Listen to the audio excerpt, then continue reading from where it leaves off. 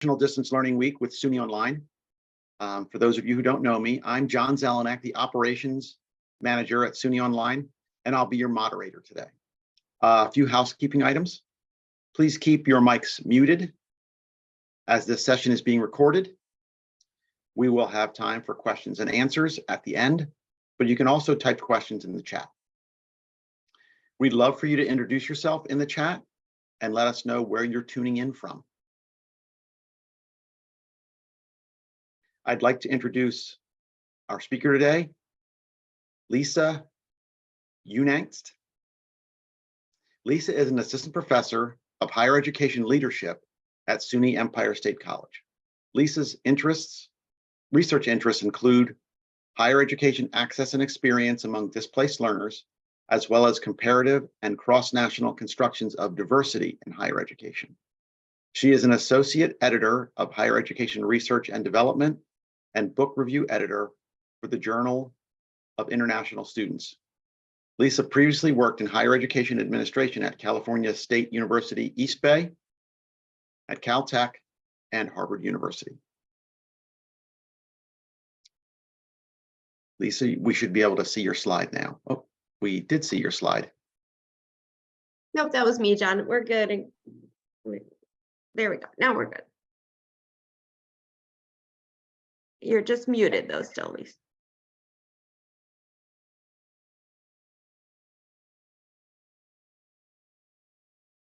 Sorry about that, everybody. John, thank you so much for that really kind introduction. And Erin, thank you again so much for organizing these events and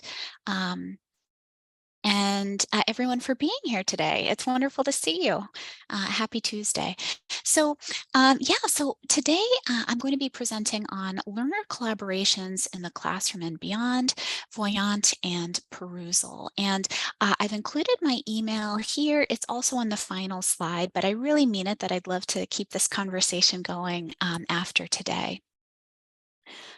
So I'm going to begin by introducing the two products that I've mentioned, and then, beginning a conversation with you about how we might consider using these products in our learning spaces, including sort of formal classroom settings, as well as opportunities for learner collaboration around independent research, etc. So let's start with Voyant. What is Voyant? Well, Voyant is a website, or to be more specific, it's an open source online textual analysis platform that was developed by two Canadian computer scientists, Rockwell and Sinclair, and I do have a references slide, so you can take a look at their book after today if you're interested. Now, Rockwell and Sinclair describe Voyant as a collection of tools. It was launched in 2003, so it's not especially new, and it has been used for many different types of projects, but actually not so much in educational research. So I'm in higher education, and of course, we could think about educational research in all of our classrooms, regardless of the discipline we teach. Instead, Voyant has been more frequently used in the humanities and under the broad heading of digital scholarship. So to go into a little bit more detail, what exactly is it? And I'm going to show you some examples of output of Voyant in just a second. Voyant is a website that allows you, the user, to upload either documents, so for example, a Word doc, or to list the URL of a website. And Voyant then conducts an indexing and a correlation of the words contained in those documents or on those websites. Now, you can do this with a single document or website if you're interested in just looking at, for example, how the Empire State College admissions page uses words like financial aid or scholarship. But you can also upload batches, right? So you could upload the websites of all SUNY admissions pages if you wanted to look at how different words are used and make a comparison across those pages, right? So what you get in terms of output is you get a word cloud, and I think lots of us have seen that from different kinds of products. You get distribution graphs, you get indices of word frequency, and you also can see correlation between two words. So I'll show an example of that in a moment. And just as sort of a user tip, there's actually no formal limit on the number of documents or websites that you can upload into Voyant at a particular time. But I will say that in general, if you put more websites or more documents in, sometimes you do get an error. And I wanted to show just two examples of the kinds of products that are created for you, right?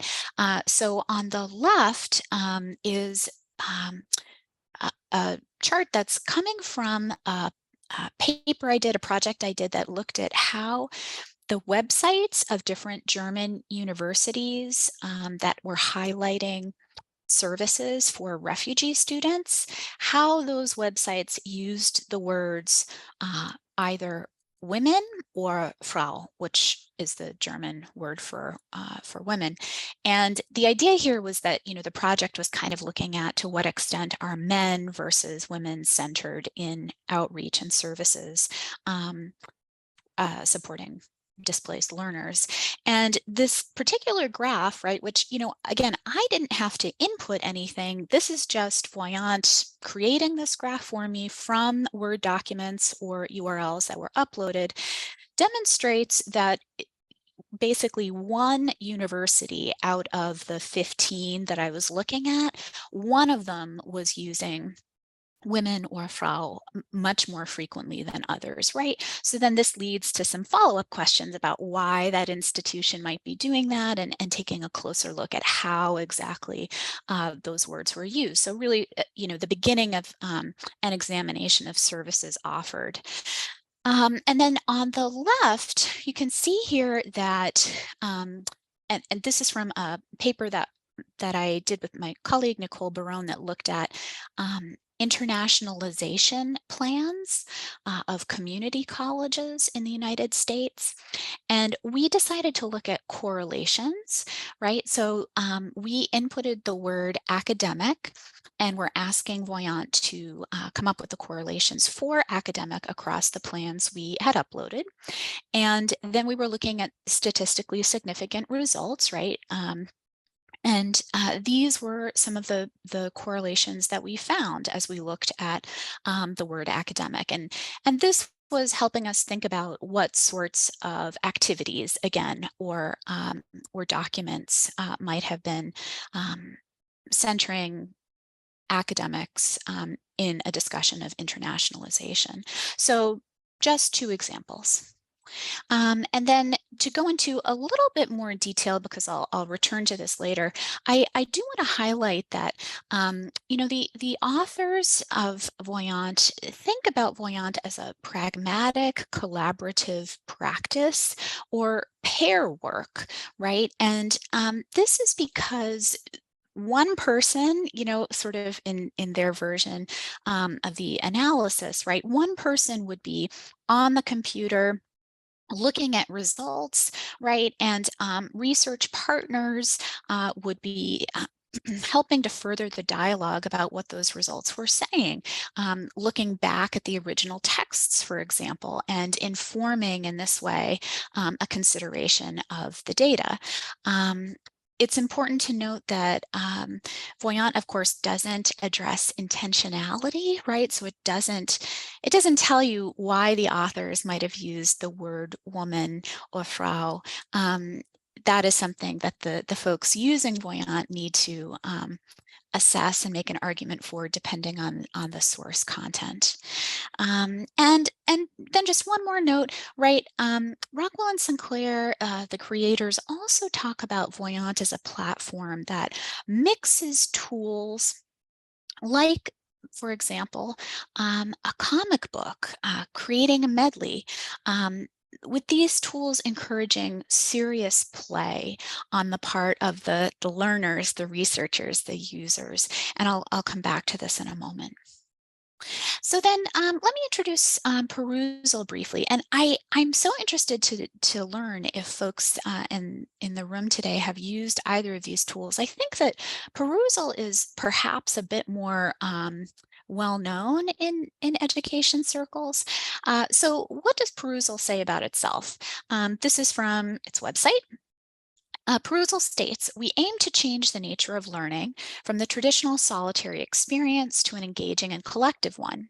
We aim to change education so all students do the assignment, come to class prepared, and are motivated to do so because they care about the content. And we aim to serve behavioral science and AI research in the service of improving education. Perusall is a business that is now serving over 2 million students at 3,000 educational institutions across 90 countries. I will say Perusall is not exclusively, of course, used in higher ed. It's also used at the secondary school level. Thank you so much, Laura, for jumping in the chat. So it sounds like you've used Voyant and some of the faculty you work with also use Perusall. Fabulous. And Karen also uses Perusall. Yep. So I use the free version as well, Karen, and maybe we can talk a little bit more about that. So I wanted to give some examples, and it sounds like we have some folks in the room who could perhaps give other examples of what Perusall looks like in practice. Now, again, I am using the free version with students at Empire State College. There are different versions, but this doesn't require payment on anyone's part. So what does this look like from the perspective of an instructor, right?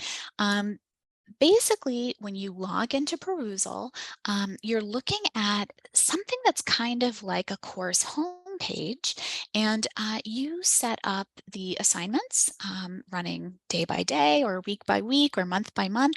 And you can see that sort of in the left-hand center portion of this screen, right? So these are weekly assignments, a single weekly reading. And if you click on one of those readings, these would be PDFs that the instructor had uploaded before the beginning of term. You can see how much activity has taken place, right? How many learners have offered comments so far. And if you were assessing, right, deadlines, whether people met deadlines, you can extend deadlines, etc. And then to give another sense of what this view looks like, if you clicked into one of the assignments, right, one of the articles in my case, you can see that on the right-hand side of the screen here, conversations, this is sort of the bulk view, conversations are listed, right?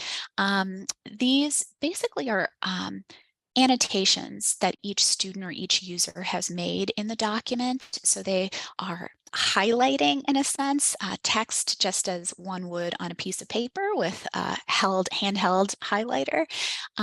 They're asking questions. They're responding to each other in the same way that they might respond in a discussion board on a class website. There are ways to search this by individual student. And this is, the sort of view you would get. This is my example, right? So no students pictured here, but if you were searching for one individual, you might see something like this, right? So the comment that I made, highlighted in purple on the left-hand side, was OECD has lots of good free resources on education. See here, OECD library. And then I listed a hashtag. So this is another thing that Perusall allows you to do, right? You can enter links to all sorts of resources, and I'll come back to that in a moment. You can also track threads, right? The users can sort of track threads by using hashtags and then search for the hashtag as they're searching through comments. So then thinking broadly about what these two products mean, can mean in terms of learner collaborations? Well, to sum it up, we're talking about two free products, or potentially free products, right, in the case of Perusall, that can catalyze learning as well as the production of knowledge across disciplines and borders. And what specifically do I mean by that?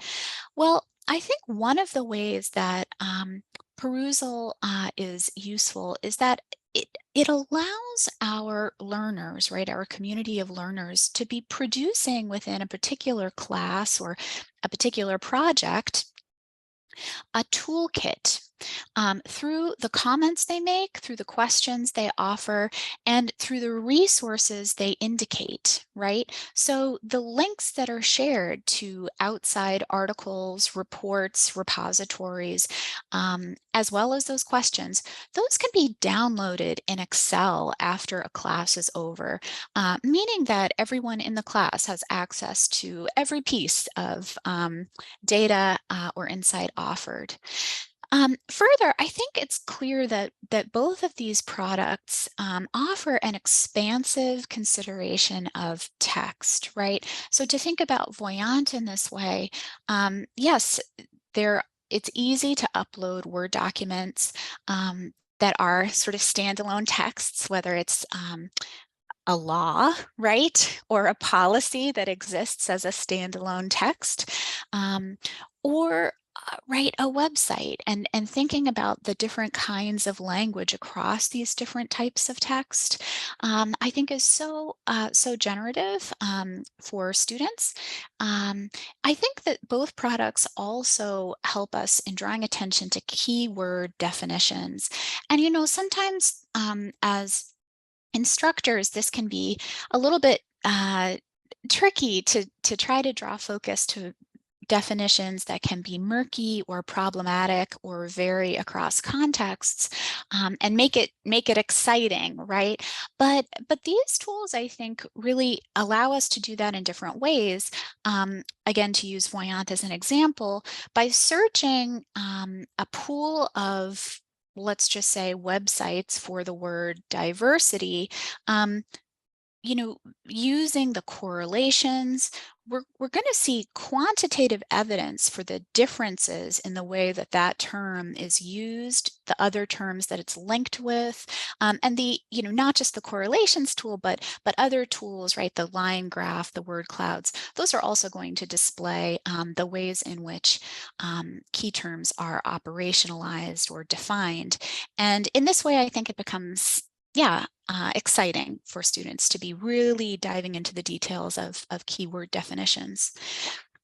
And then finally, I'll say, because both of these tools, right, are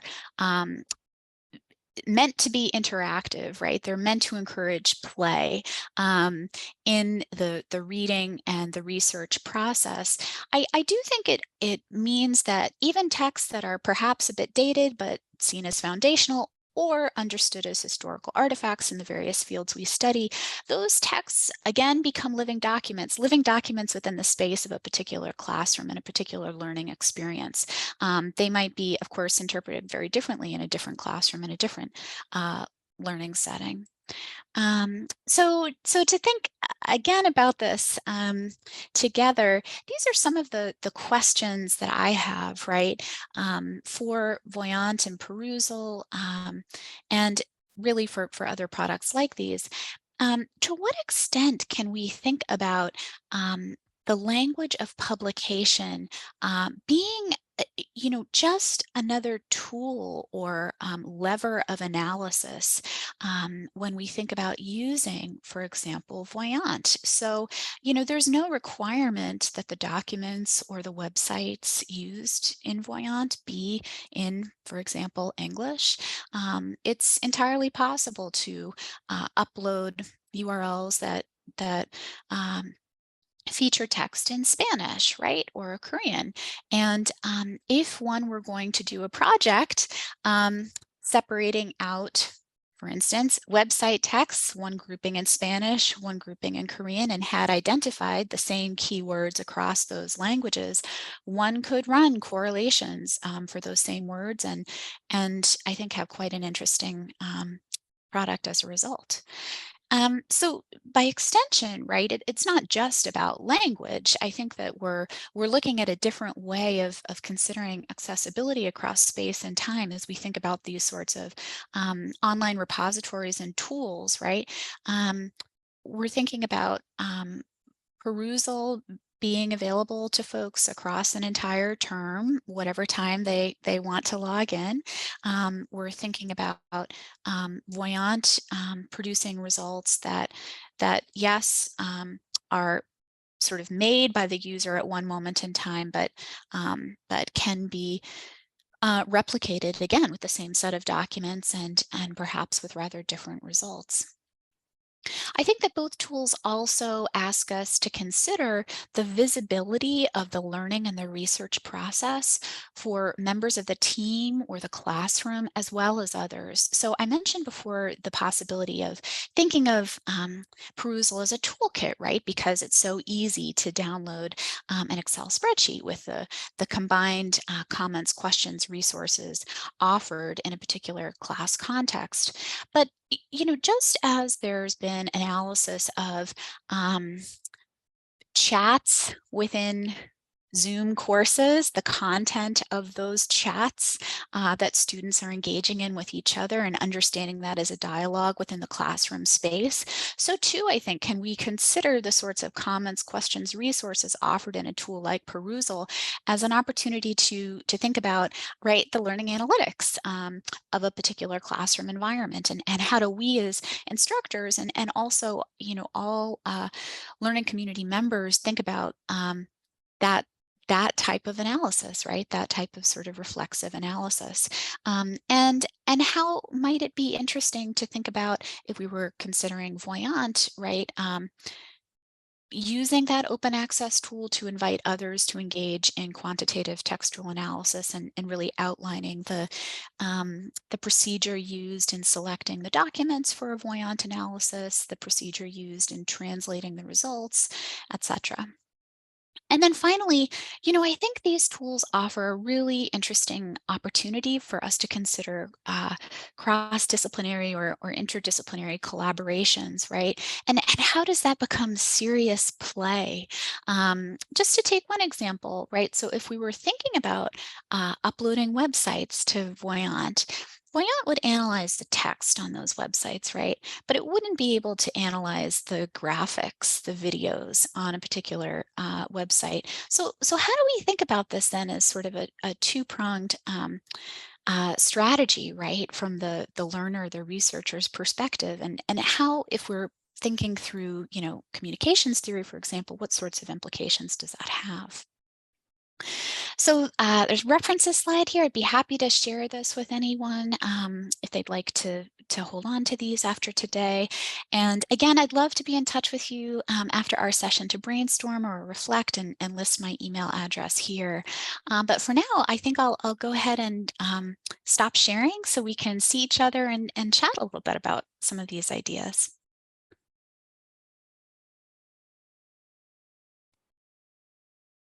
Thank you, Lisa. That was very informative. Oh, good. Thank you. So I didn't notice any new questions in the chat. There was one comment from Karen about using Perusall's free version. I don't know if you saw that. But folks, if you have questions or comments, please, this is the time to ask them. And Karen, looks like Karen has her hand up. Hi there. Let me get so you can see the full Monty here. So first, thanks. I was only able to see the latter half of your presentation, but I'm just so pleased to see that Perusall has yet more options that I wasn't aware of. And I just wanted to share with everyone that although some students don't initially like to go outside of the learning management system as they're just getting used to that ecosystem, they rave about the experience of using Perusall to read together. They feel they get a deeper experience by in having a more informal way to wrestle with the content, because they feel that once they take the content and put it into a discussion forum post, they don't use this word, but in my mind, it's kind of a bit of posing initially until they realize that I really want their authentic language and reactions. But Perusall is sort of that in between social media and the academic world where they can comment on direct text. For example, I also use it for video. You can upload TED Talks, for example, and you can use it with audio, and it's all free.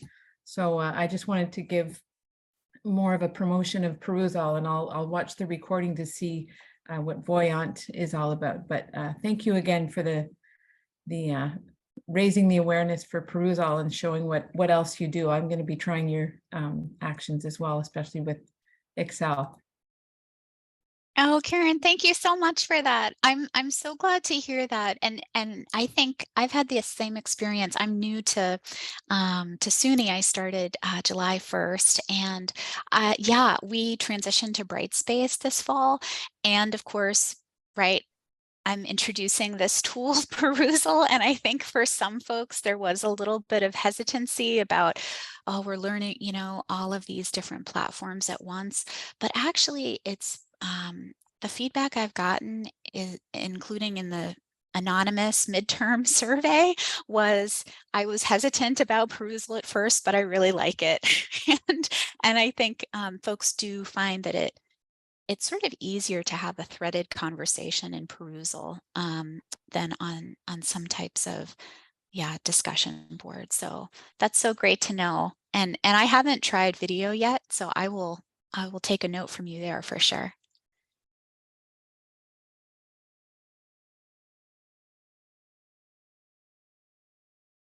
Other questions?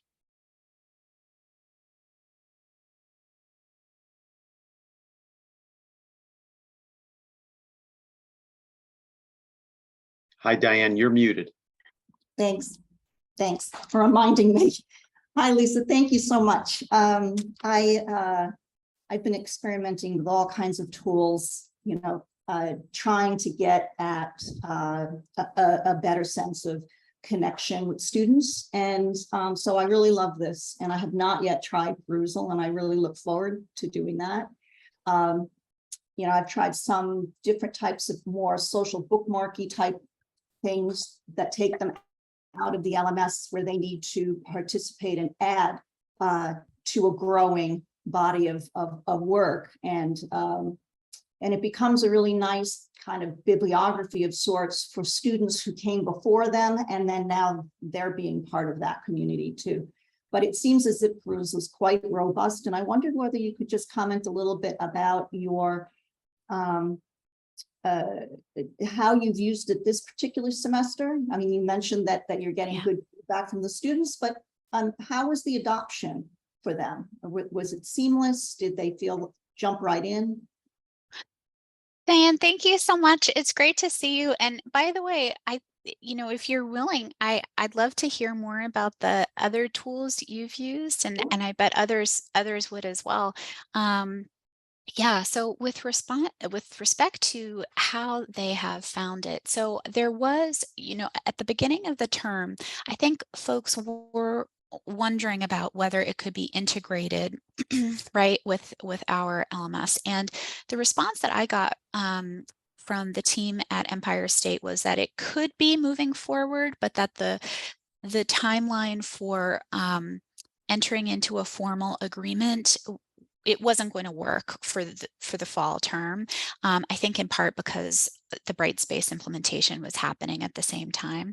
So for folks at other campuses, it does sound like it's possible to pursue LMS integration. Perusall is very clear that it does that.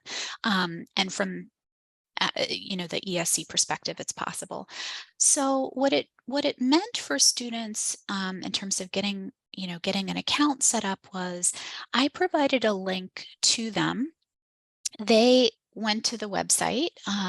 They were then sort of invited to create an account within this class in Perusall.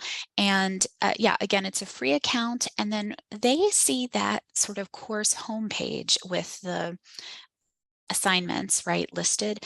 The way that I used it, I was just trying to be really simple about it. And so I assigned one reading per week in Perusall. for the commenting, questions back and forth. I'm not sure if I'm fully answering your question, Diane. Were there other parts of that that I should get at?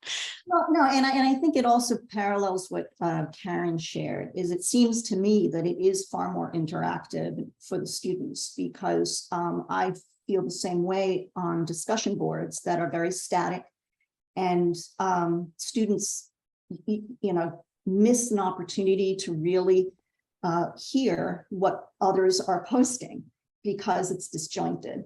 And so they end up just usually picking one person to hang out with or to keep looking back on, instead of everybody kind of commenting. I like that page by page, where are you finding something that resonates, or how are you connecting?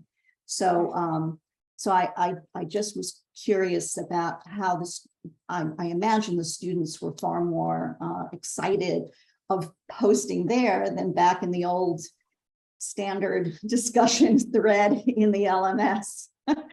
I think that's true. I think it has shifted. I think at the beginning of the semester, the discussion board was feeling very familiar, and perhaps at least some folks were a little nervous about Perusall, but I think it's shifted now, in part because, right, it's easy to just have, as you say, a quick one sentence, I agree with this, here's the link to this other piece I read, instead of, discussion boards can be set up in different ways, but if there are longer posts, I think the feeling of, oh, can I respond to all of this, or is it acceptable to just comment on one line, right? In some way, I think that there's a higher threshold maybe for that. Yeah. Thanks. Thanks. And I'm just going to put the, oh, Erin, thank you so much. Erin put the link for Voyant in the chat. So if you're interested in taking a look at that tool, that's in there for you.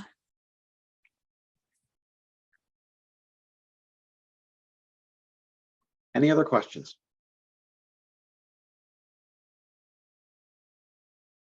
Or comments?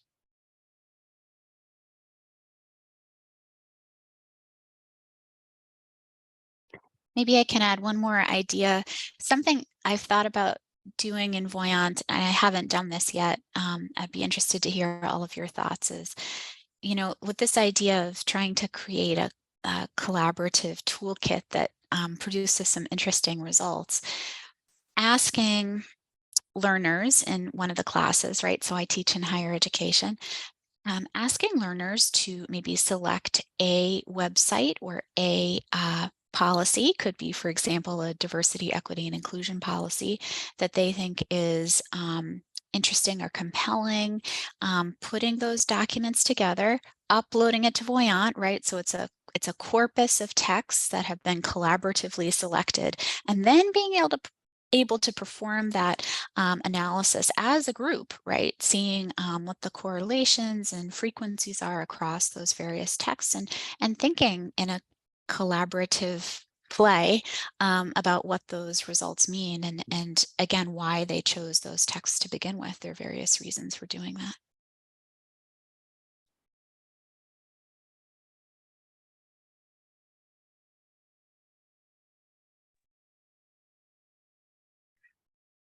Lisa, I just want to say first, I want to be your student. If you don't mind, I'll just. Yes, Karen. And now, as I said, I couldn't be part of the first part of your talk, but now that I'm understanding what Voyant is, I have used concordance in the past with my students of English as a foreign language to help them identify even grammar patterns, because many of you may not know that we teach a lot of grammar that doesn't actually work in real life. There are certain rules we teach that are, maybe from 50 or 60 years ago, but they fit nicely in a rule. So for learners in higher ed, especially, and those who like poking around in data, having them use corpora of everyday English to search and to say, does this some versus any rule, does it really pan out? Or even just to learn what a word means. If you just put one word in that search, you get to see what comes before it and what comes after, so they can start to see patterns of, oh, that's the preposition that comes after that verb. I always forget that. But it's a way of empowering students to explore English as their own, because it's not the Queen's English. I'm from Canada, and we grew up singing God Save the Queen every Friday, which I love, but it's not the Queen's English, it's everybody's English. And it sounds like Voyant is a tool that could be used for that. Oh, Karen, this is so exciting to hear. And yeah, absolutely right. I think that's one of the ways that I have loved using it as a researcher myself, is thinking about, right, even if, for example, institutions say that they define diversity in a certain way in one part of the website, but then you're finding other parts of the website that are clearly defining it in a different way and operationalizing it in a different way. This is a tool that really helps give you the basis for making that argument, right? And there's still a lot of careful analysis to be done about what those results mean and why the institution might be doing that, but I think it's incredibly powerful in that way.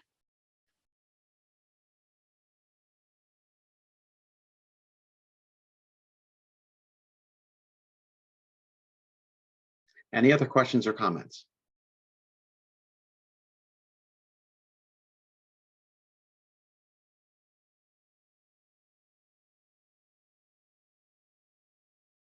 Well, All right, it's so. then. Go ahead, sorry. All right, then we'll wrap up here. Lisa, do you want to give us any parting words? Just wanted to say thanks again so much to you, John, Aaron, for organizing, and to everybody for being here. I hope you have a lovely rest of your week. All right, and I have some links and some closing comments to put in the chat. I want to thank you, Lisa, for your expertise today, and for all of the participants for their attention and attendance. Slides and recordings will be available on our website. Here's a link. Unless Aaron's beating me, no. There's a link to I beat where. you to it. Oh, That's okay. Thanks, John. we encourage you to explore additional offerings during National Distance Learning Week lineup, and that's at the second link. Yes, because there's additional sessions this week, lots of them. Please tune in. And thank you again, Lisa.